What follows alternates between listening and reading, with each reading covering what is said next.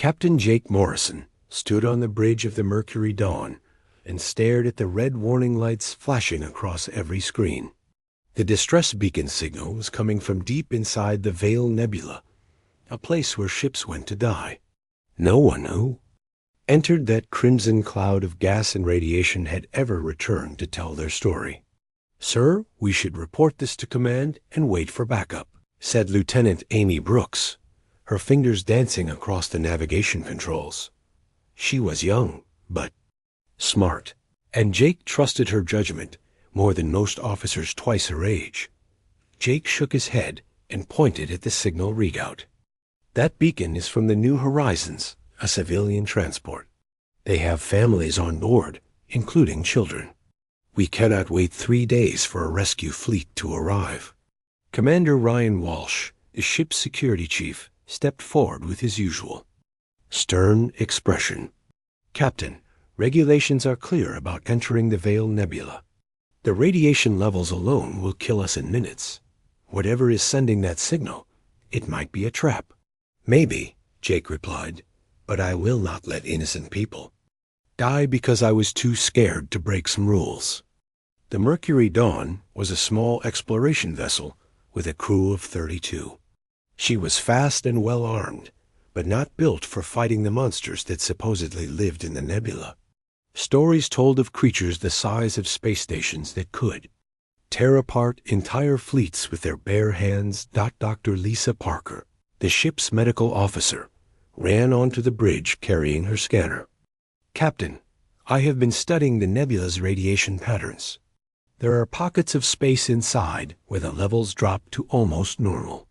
If we follow these safe zones, we might be able to reach the beacon without dying." Jake smiled at the young doctor. "That is exactly what I wanted to hear. Amy, plot a course using Lisa's data. Ryan, get all weapons ready and put the crew on high alert." The Mercury Dawn moved slowly into the red mist of the Veil Nebula. The ship's hull groaned as exotic. Radiation pressed against their shields. Strange lights danced outside the windows, and the crew could hear whispers in the walls that seemed to come from nowhere.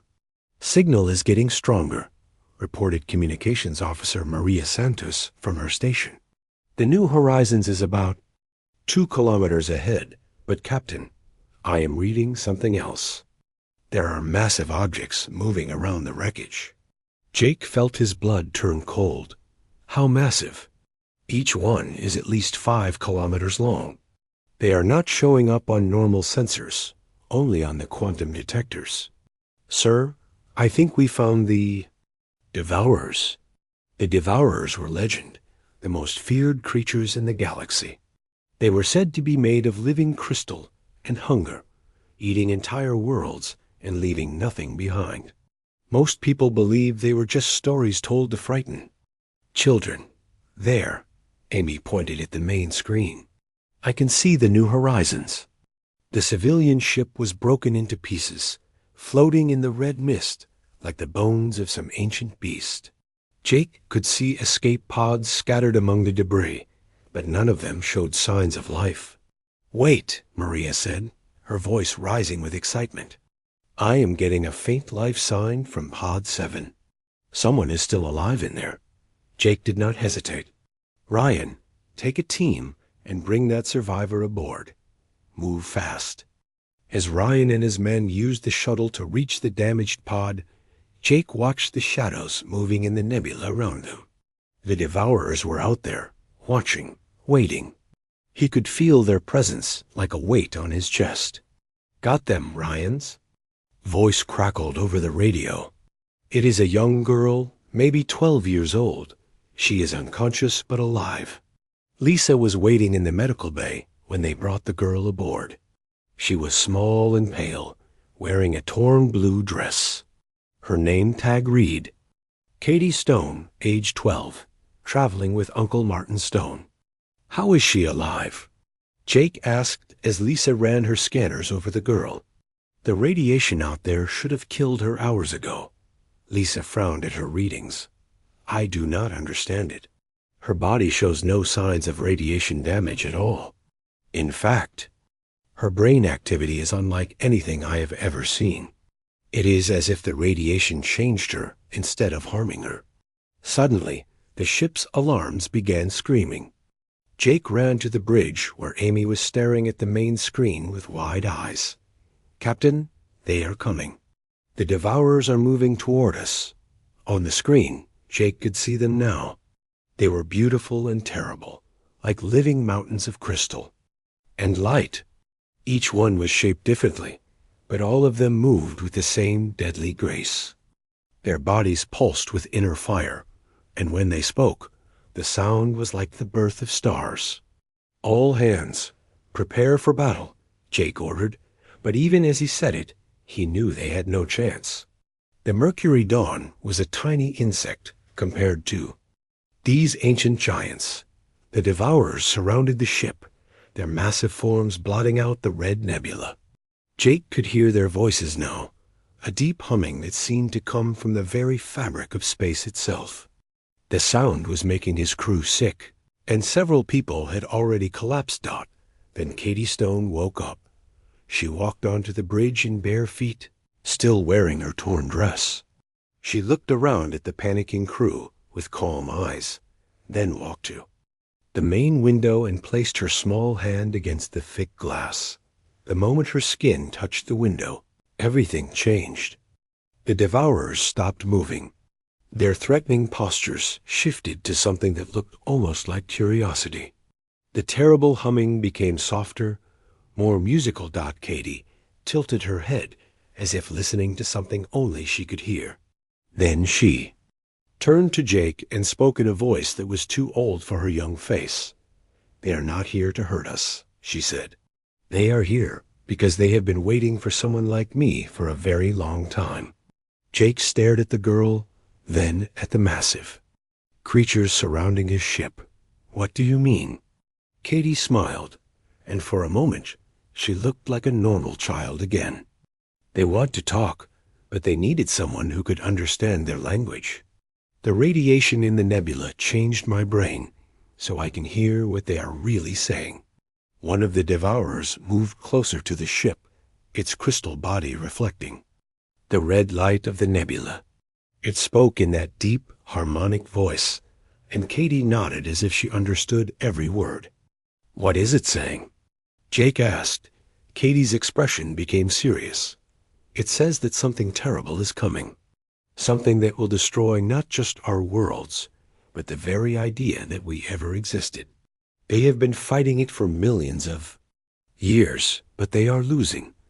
They need our help." Jake felt the weight of the universe pressing down on him. A few hours ago, his biggest worry was rescuing survivors from a crashed ship. Now he was face to face with the most dangerous creatures in the galaxy, and they were asking for help. "What kind of help?" he asked. Katie listened to the Devourers' voice again, then looked at Jake with eyes that had seen too much. "They need someone who can speak for them to the other races, someone who can unite the galaxy against what is coming. They think that someone might be me." The bridge fell silent, except for the gentle humming of the Devourers. Jake realized that everything was about to change, not just for his crew or his ship, but for every living thing in the galaxy. And it all began with finding one small girl floating in the darkness of space. 3 days had passed since Katie Stone first spoke to the Devourers, and the Mercury Dawn had become a very different ship. The young girl spent hours each day standing at the main window, having conversations with the massive crystal beings that no one else could understand. Jake Morrison watched her from across the bridge, amazed by how calm she seemed. "The energy readings are off the charts again," Chief Engineer Ben Rodriguez reported from his station. "Every time the girl talks to those things, our power systems spike. It is like she is channeling electricity through her body." Dr. Lisa Parker looked up from her medical scanner with worried eyes. "Her brain activity is changing every day. New neural pathways are forming at an impossible rate. I have never seen anything like it in human medicine." Jake nodded, but kept his attention on Katie. She was explaining something to the nearest Devourer, using hand gestures that seemed to help translate her words. The creature's crystal body pulsed with different colors as it responded. "Captain," the ship's AI spoke through the communication system. Alex 7 had been analyzing Katie's brain patterns since she arrived. "I am detecting quantum fluctuations in the girl's neural network that match no known human brain activity. She is processing information at a rate that should be impossible for organic matter." Katie turned away from the window and walked over to Jake. "They told me their real name. They are not called Devourers.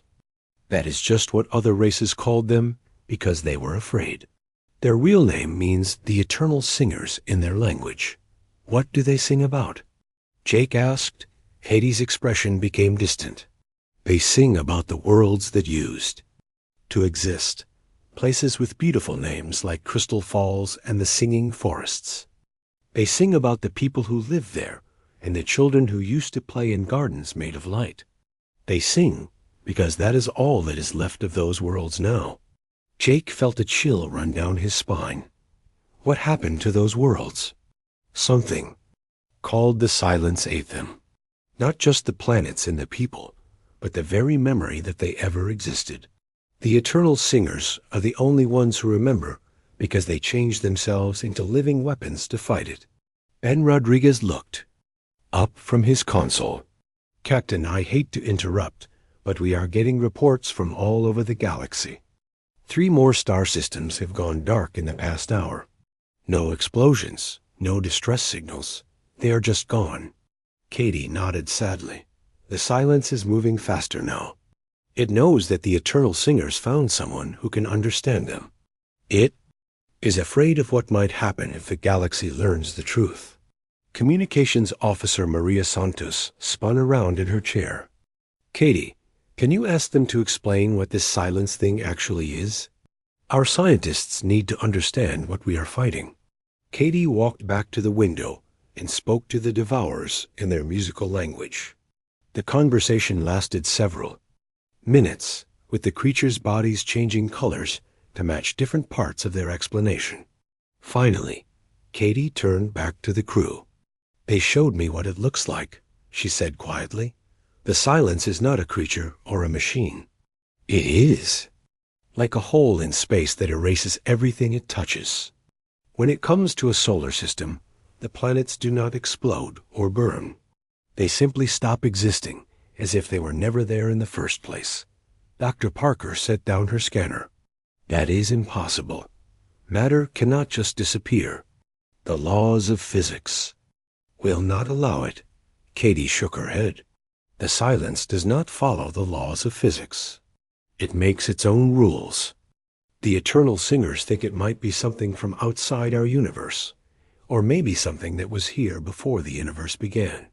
Jake felt the weight of command pressing down on him. How do we fight something like that? The Eternal Singers have been trying to find out for millions of years. They have fought it in 1,000 different ways, but they can only slow it down. They cannot stop it. That is why they need help from the younger races. What kind of help? Jake asked. Katie closed her eyes and listened to something only she could hear. They think the answer might be hidden in the memories of the first civilizations. There are records scattered across the galaxy, fragments of information left by races that existed billions of years ago. If we can find those records and put them together, we might learn how to defeat the Silence. Ben Rodriguez pulled up a star chart on his console. That would mean traveling to archaeological sites all over the galaxy. Some of those places are in hostile territory. Katie nodded. The Eternal Singers know this. They are willing to help protect any ship that joins the search. They have been alone for so long that they have forgotten how to trust, but they remember how to fight. Jake made his decision. Maria, send a message to Fleet Command. Tell them we need every available ship for a galaxy-wide mission. Give them our current coordinates and tell them to bring their best archaeologists. Sir, they will think we have lost our minds, Maria replied. Maybe we have, Jake said. But if Katie is right, losing our minds might be better than losing our entire galaxy. Over the next few hours, Katie continued her conversations with the Eternal Singers. She learned that they had once been a peaceful race that shaped reality. Through harmonic vibrations, they could make flowers bloom in space and turn asteroids into works of art. But when the silence came to their galaxy, they had to choose between remaining beautiful and becoming strong enough to fight. They gave up everything they loved to become warriors, Katie explained to the crew. They transformed their bodies into living weapons and their songs into battle cries. They have been fighting for so long that most of them have forgotten what peace feels like. Dr. Parker was running continuous scans on Katie, worried about the changes happening to her body. Her DNA is rewriting itself. The radiation in the nebula did not just change her brain, it changed everything. She is becoming something new. Jake watched Katie through the medical bay window. She was sitting up in bed, staring at the ceiling, with eyes that seemed to see through the ship's hull into space beyond. Is she still human? I do not know, Lisa admitted. Her body is still human, but her mind is processing information in ways that should not be possible. She is becoming a bridge between our species and theirs. Navigation Officer Peter Hayes ran onto the bridge with a datapad in his hands. Captain, I have been analyzing the pattern of star systems that have gone dark. The silence is not moving randomly. It is following a specific path through the galaxy. Jake looked at the star chart Peter was showing him. Where is it heading? Peter's face was pale. If the pattern continues, it will reach the outer colonies in 4 months. The inner worlds will be next, and then... He paused and swallowed hard. Earth will be destroyed in approximately 6 months. The bridge fell silent. Jake felt the universe shifting around him as the full weight of their situation became clear. They were not just trying to save distant worlds anymore. They were racing to save their own home. Katie appeared in the doorway of the medical bay, having heard the conversation. The Eternal Singers told me there might be a way to stop it, but we need to find something called the origin point. It is the place where the first conscious thought in the universe was born. Where is it? Jake asked. Katie walked to the window and placed her hand on the glass. The nearest Eternal Singer responded with a complex pattern of lights and sounds. Katie listened carefully, then turned back to the crew with a strange expression. They do not know exactly where it is, but they have clues. Ancient records speak of a place where space itself remembers the birth of consciousness. If we can find it, we might be able to convince the silence to stop. Jake looked around at his crew. They were all staring at Katie with a mixture of fear and hope. This 12-year-old girl had become their only link to understanding the greatest threat the galaxy had ever faced. How long do we have to find this origin point? He asked. Katie's expression became very serious. The Eternal Singers think we have maybe 3 months before the silence becomes too strong to stop. After that, it will not matter if we find the origin point or not. The wave of non-existence will consume everything. Jake straightened his shoulders and looked at his crew. Then we better get started. Maria, contact every ship in the fleet. Tell them we are going on the most important treasure hunt in galactic history. Ben, make sure our engines are ready for long-distance travel. Lisa, keep monitoring Katie's condition. He paused and looked at Katie, who was still holding her hand against the window. And Katie, tell our new friends that humanity has never backed down from a fight, even when the enemy was bigger than we could imagine. Katie smiled, and for a moment she looked like a normal child again. I will tell them. They have been waiting so long for someone to fight beside them, instead of running away. I think they are starting to remember what hope feels like. A journey to the archive took 2 weeks, and Katie Stone grew stronger every day. She no longer needed to sleep like normal humans, and her conversations with the Eternal Singers became longer and more complex. Jake Morrison watched her from the captain's chair, amazed at how the scared little girl he had rescued was becoming something far beyond human understanding. "There it is," Navigation Officer Peter Hayes announced as they dropped out of hyperspace. "The archive." Jake stared at the massive structure floating in the void ahead of them. It was the size of a small moon, made of the same living crystal as the eternal singers, but shaped into geometric patterns that hurt to look at directly. Strange lights moved through its surface, like thoughts traveling through a vast mind. "It is beautiful," Katie whispered, pressing her face against the bridge. "Window. Can you hear it singing?"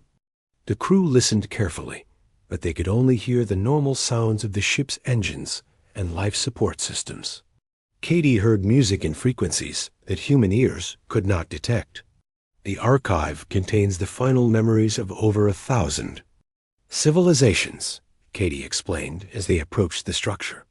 Every race that was consumed by the silence managed to send their most important knowledge here before they died. It is like a library of everything that once existed. Dr. Lisa. Parker looked worried. "Katie, the energy readings from that thing are incredible. If you try to connect with it directly, it might overload your brain." Katie turned to face the doctor with eyes that seemed much older than her 12 years. "I have to try." "The Eternal.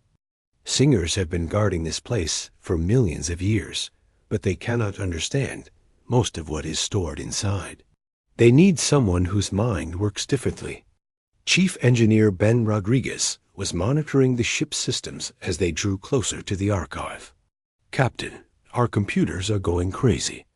The amount of data being transmitted from that structure is beyond anything our systems can handle." Jake made his decision. "Take us to docking distance." "Katie, are you sure you want to do this?" Katie nodded. "The silence is destroying 3 star systems every day now. We are running out of time." The Mercury Dawn attached itself to one of the archive's docking ports. The moment the connection was made, Katie gasped and fell to her knees.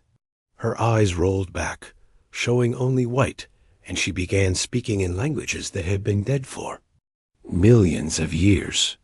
"She is interfacing with the archive directly," Lisa said, scanning Katie with her medical equipment. "Her brain activity is spiking to levels that should be impossible." Jake knelt beside Katie and took her hand. It was cold as ice, but he could feel electricity flowing through her skin. "Katie, can you hear me?" Katie's head snapped up, and when she looked at Jake, her eyes were filled with starlight. "I can see them all. Every civilization that ever existed, they are all here, telling me their stories." For the next 6 hours, Katie remained connected to the archive. She experienced the final moments of the crystalline builders, who turned their entire planet into a work of art before the silence consumed them. She lived through the last days of the harmony singers, who could make flowers bloom with air. Voices.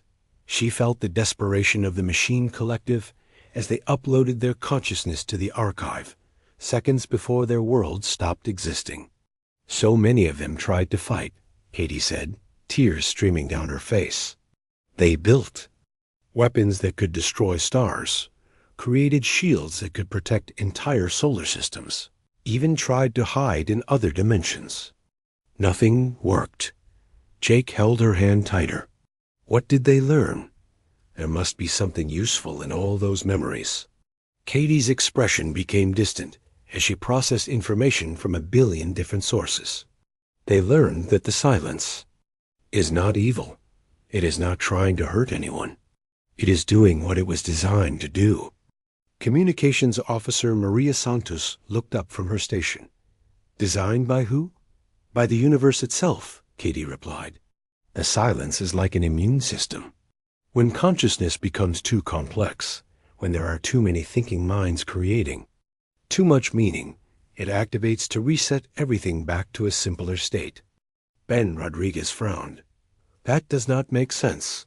Why would the universe want to destroy consciousness?" Katie stood up slowly, her connection to the archive making her movements seem dreamlike, because consciousness is dangerous. Every time a mind thinks a new thought, it changes reality a little bit. When billions of minds across the galaxy all think different thoughts at the same time, it creates chaos in the basic structure of space and time. Dr. Parker was taking notes as fast as she could. So the silence is trying to protect the universe from us? Not just from us, Katie said. From all consciousness everywhere. The archive showed me that this has happened before. The universe has been reset 17 times in the past. Each time, consciousness emerged, grew complex, and then got erased so that reality could remain stable. Jake felt his heart sinking. If this has happened 17 times before, how do we stop it from happening again? Katie walked to the window and looked out at the stars. The civilizations in the archive asked themselves the same question. Most of them concluded that it was impossible. But a few had a different idea. What idea? Jake asked. Katie turned back to face the crew. They believed that consciousness is not the universe's enemy. They thought that maybe the silence was making a mistake, that the complexity created by thinking minds was actually supposed to exist. They theorized that consciousness might be the universe's way of understanding itself. Maria Santos was listening intently. Did they find any proof of this theory? Some of them did, Katie replied. They discovered that the very first conscious thought in the universe created a ripple effect that led to the formation of stars, planets, and eventually life itself. They believed that consciousness was not an accident, but the universe's greatest achievement. Ben Rodriguez looked at his readings. If that is true, then maybe we can convince the silence to stop. Katie shook her head. A silence cannot be reasoned with. It is a force of nature, like gravity or electromagnetism. But according to the archive, there is one place where it can be controlled. Where? Jake asked. Katie's expression became very serious. The origin point, the exact location where the first conscious thought was born.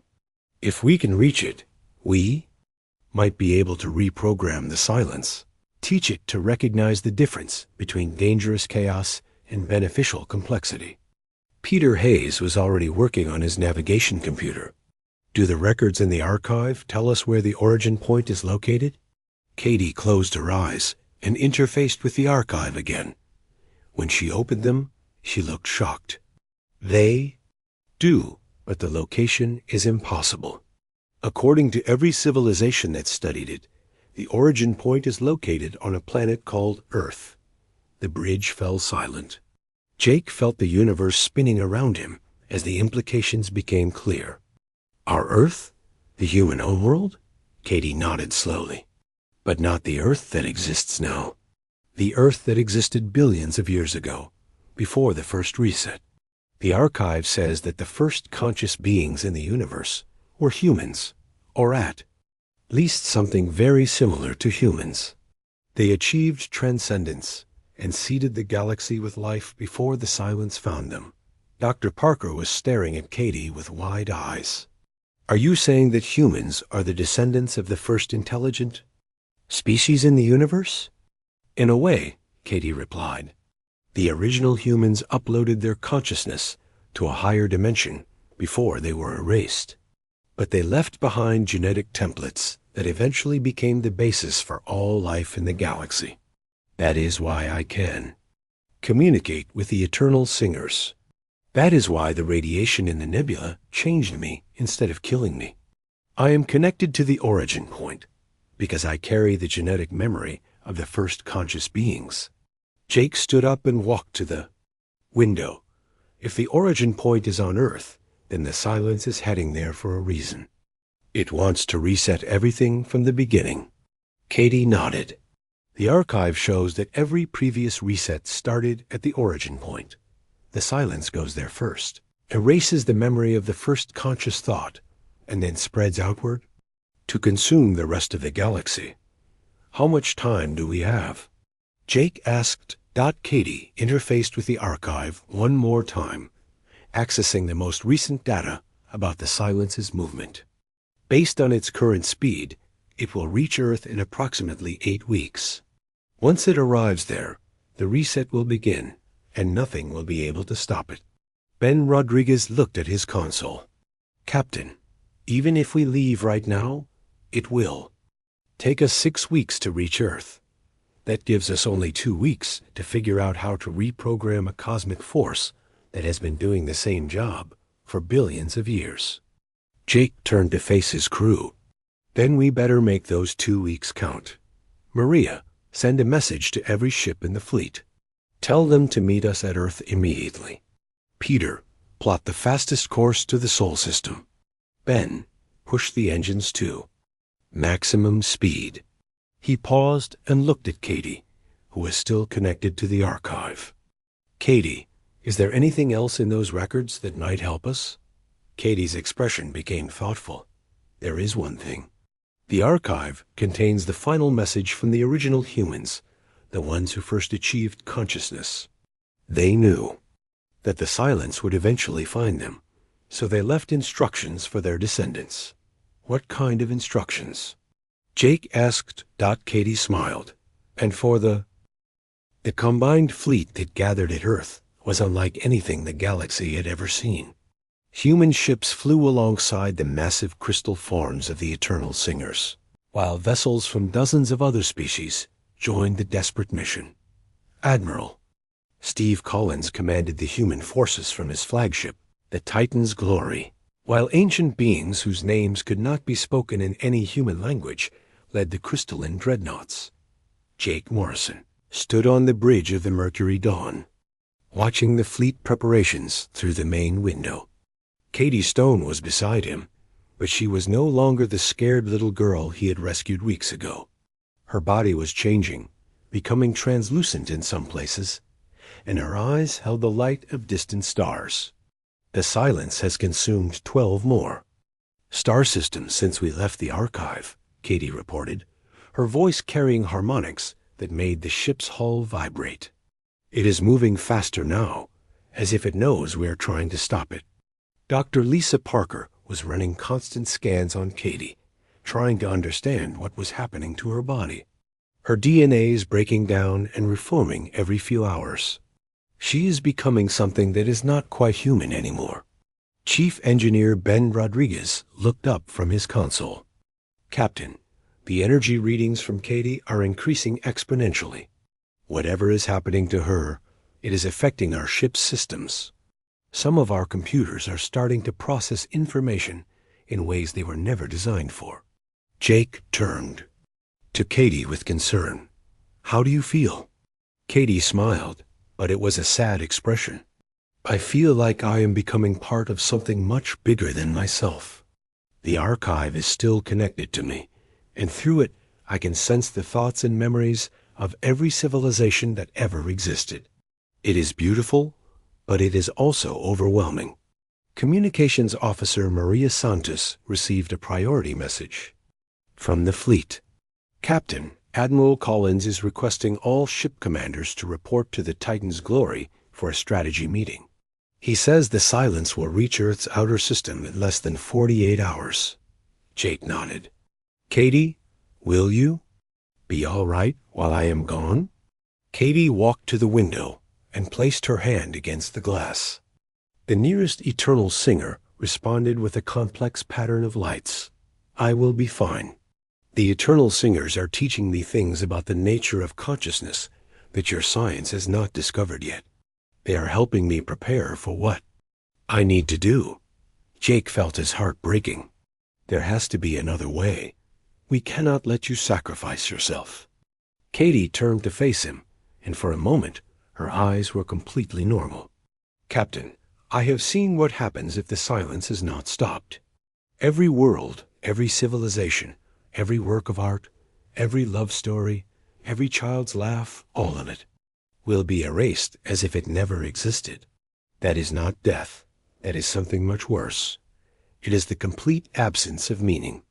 Jake knelt down in front of her. But you are just a child. You should have a chance to grow up, to have a normal life. Katie reached out and touched his face with her small hand. I have already lived more than most people do in 100 lifetimes.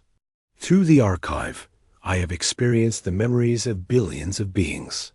I have seen the birth of stars and the creation of art so beautiful that it could make gods weep. I have had a very full life, Captain. An hour later, Jake was aboard the Titan's Glory, sitting in a conference room with the commanders of every ship in the fleet. Admiral Collins was a tall man with gray hair and tired eyes, but his voice was strong when he spoke. Ladies and gentlemen, we are facing the end of everything we know. The silence has accelerated its approach and will reach Earth in less than 2 days. Our scientists have been working around the clock to find a way to stop it, but so far they have found nothing. Commander Sarah Webb of the science vessel Discovery stood up. Admiral, we have analyzed the data from the archive, and we believe that Katie Stone is correct. The only way to stop the silence is to reach the origin point and reprogram it. But the energy requirements are enormous. We would need to channel the combined power of every ship in the fleet through a single individual. Jake felt his stomach tighten. What would that do to the person channeling the energy? Dr. Marcus Thompson, the fleet's chief medical officer, answered quietly. It would kill them instantly. No biological organism could survive that kind of power surge. Except that Katie is not entirely biological anymore, added Dr. Webb. Her body is becoming something new, something that might be able to survive the process. But even if she survives the initial energy surge, she would have to remain connected to the silence permanently to keep it under control. Admiral Collins looked around the room at the faces of his commanders. So our choice is to let the galaxy die, or to ask a 12-year-old girl to sacrifice herself to save everyone else. She is not exactly 12 anymore, Jake said quietly. The archive has changed her. She has the memories and experiences of countless beings. In many ways, she is older than any of us. The meeting continued for hours, but in the end, there was only one possible course of action. The fleet would escort Katie to the origin point, which was located in what used to be the Pacific Ocean on the ancient Earth. She would attempt to merge her consciousness with the silence and reprogram it to recognize the difference between harmful chaos and beneficial complexity. When Jake returned to the Mercury Dawn, he found Katie in the observation deck, staring out at the stars. She was glowing softly, her body radiating the same kind of light as the eternal singers. I heard the results of the meeting, she said without turning around. Through the archive, I am connected to the computers on every ship in the fleet. I know what you decided. Jake sat down beside her. Are you afraid? Katie considered the question carefully. I am not afraid of dying. Through the archive, I have experienced death thousands of times through the memories of other beings. What I am afraid of is failing. If I cannot convince the silence to change, then everything we love will be lost forever. Jake looked at her glowing form. The eternal singers seem to have a lot of faith in you. Katie smiled. They have been alone for so long, fighting a war they could never win. Now they have hope for the first time in millions of years. They are teaching me their ancient songs, the harmonies they used to shape reality before they became warriors. Navigation Officer Peter Hayes contacted them from the bridge. Captain, we are approaching Earth's outer system. The silence is visible on our long-range sensors. Jake and Katie returned to the bridge, where the entire crew was staring at the main screen in horror. The silence was not the darkness they had expected. It was worse than darkness, because it was the complete absence of anything at all. Where it touched space, there was nothing, not even the void. It was as if reality itself was being erased. It is beautiful in its own way, Katie said, studying the approaching wave of non-existence. It is perfect order, perfect peace. No suffering, no conflict, no complexity. The universe dreams of returning to that state sometimes. Dr. Parker was monitoring Katie's vital signs. Her brain activity is unlike anything I have ever recorded.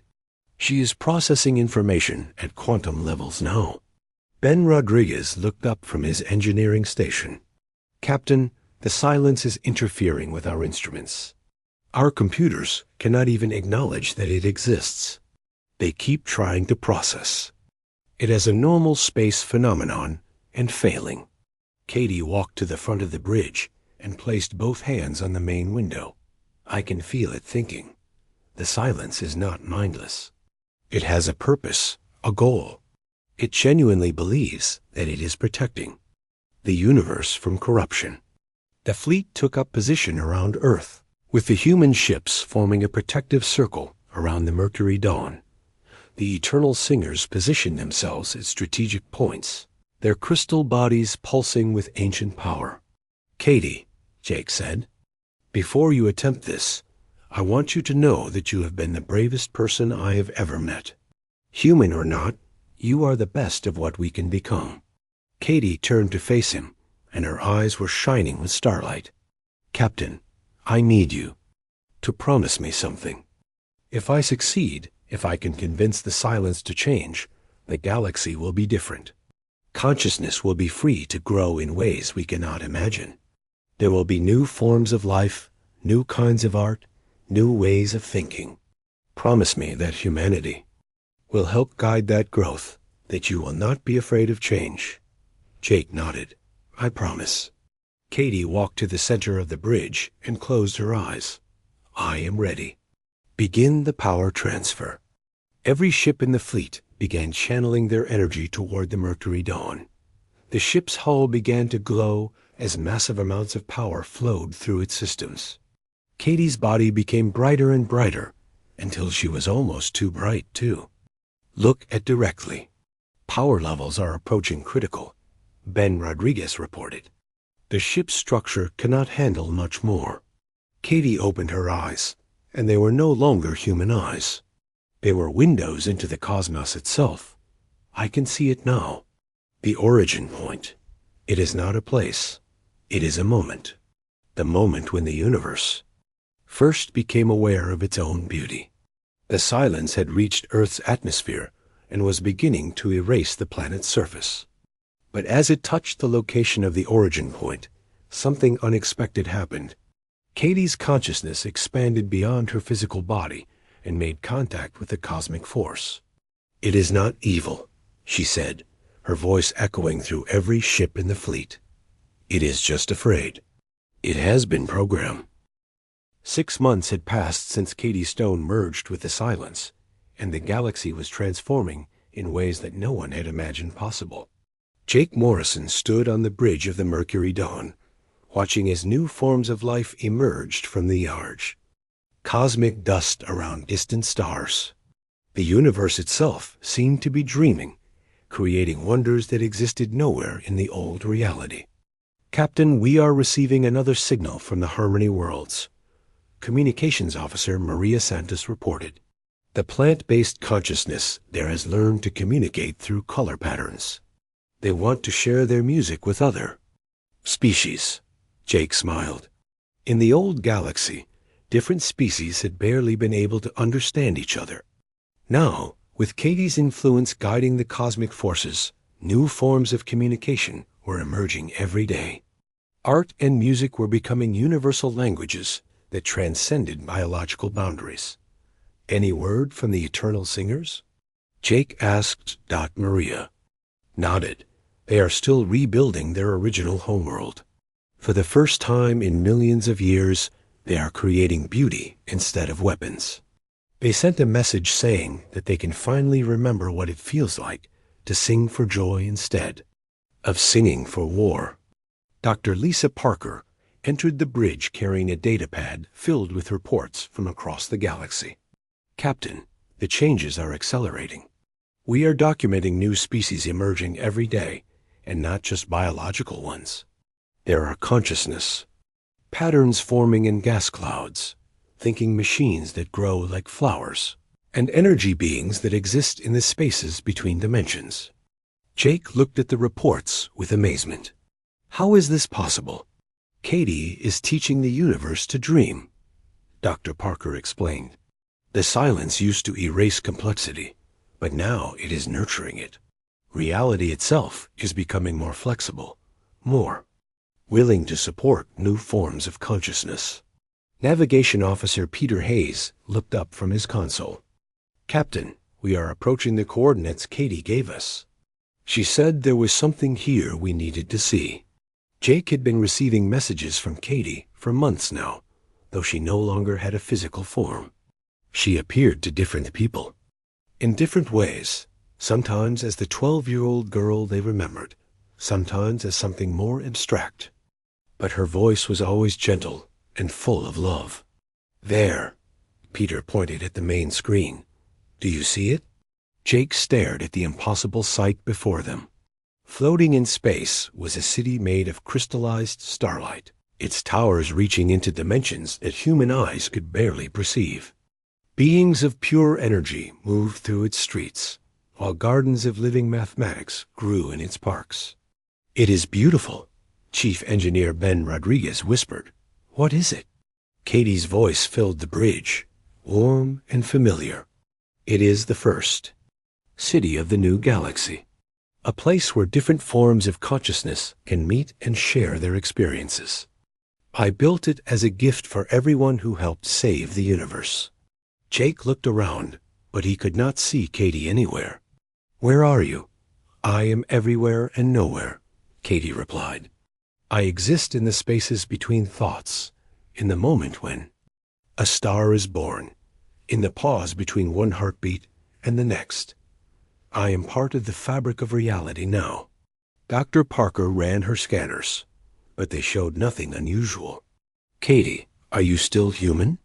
Katie laughed, and the sound was like wind chimes, made of starlight. I am something new. I am the bridge between what consciousness was and what it can become. But I still remember what it felt like to be human, to wonder and dream and hope. The Mercury Dawn docked at the Crystal City, and Jake led his crew through streets that defied the laws of physics.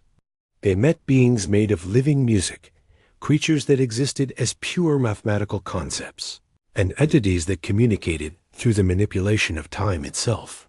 This is what the galaxy can become, Katie explained as they walked. Not a place where different species fight for resources, but a place where consciousness itself is the most precious resource, shared freely between all thinking beings. They entered a great hall where representatives from thousands of species were gathering. The eternal singers were there, their crystal bodies now adorned with patterns of incredible beauty. The insectoid Kalar had learned to create art with their movements, while the energy beings of the prism worlds painted with pure light. They are planning something, Katie said. A celebration of consciousness itself. They want to create a work of art that includes every thinking being in the galaxy. Jake watched in amazement as the different species began to collaborate. The eternal singers provided the harmonic foundation, while the Kalar created complex visual patterns. The energy beings painted with light, and the machine intelligences contributed mathematical precision. What are they making? Jake asked. Katie's form shimmered into visibility beside him, looking like the girl he remembered, but filled with cosmic light. They are creating a song that tells the story of consciousness itself, from the first moment when the universe became aware of its own beauty, to the moment when I merged with the silence, to this moment when all thinking beings can work together. The song took days to complete, and when it was finished, it was broadcast across the entire galaxy. Every planet, every ship, every thinking being heard the story of how consciousness had fought against oblivion and won. Katie, Jake said as they stood together in the Crystal City. Do you ever regret your choice? Katie looked at him with eyes that held the light of 1 billion stars. How can I regret becoming part of something so beautiful? I have seen consciousness bloom in ways that were impossible before. I have watched species learn to communicate through art and music. I have seen the universe itself learn to dream. Jake felt tears on his cheeks. But you gave up being human. You gave up having a normal life. Katie smiled. Captain, I had a normal life for 12 years. It was wonderful, but it was small. Now I have a cosmic life. I exist in every moment when someone creates something beautiful, in every instant when two different species understand each other, in every heartbeat of every thinking being in the galaxy. Over the following weeks, Jake and his crew explored the new galaxy. They visited worlds where music had become architecture, where mathematics had learned to dance, where time itself had been taught to paint. Everywhere they went, they found traces of Katie's influence, helping consciousness to grow and flourish. She is keeping her promise, Dr. Parker observed as they watched a group of young beings from different species playing together, their games creating ripples of light that spread across the star system. She is guiding the growth of consciousness, making sure it develops in harmony instead of chaos. Jake nodded. The deadliest creatures in the galaxy found a human girl, and she taught them how to become gardeners of reality itself. One evening, as Jake stood alone on the observation deck, Katie appeared beside him. She looked exactly as she had when he first rescued her, a scared little girl in a torn blue dress. I wanted to thank you, she said quietly, for saving me, for believing in me, for giving me the chance to become something more than I ever imagined. Jake smiled. We should be thanking you. You saved the entire galaxy. Katie shook her head. No, Captain. We saved the galaxy together. You and your crew, the Eternal Singers, every being who chose to fight for consciousness instead of surrendering to oblivion. I was just the bridge that made it possible. Jake looked out at the stars, which were singing softly in harmonies that had never existed before. What happens now? Katie's form began to fade. Now consciousness grows. It learns. It creates. It explores possibilities that did not exist before. The galaxy becomes a place where thinking beings can flourish without limits.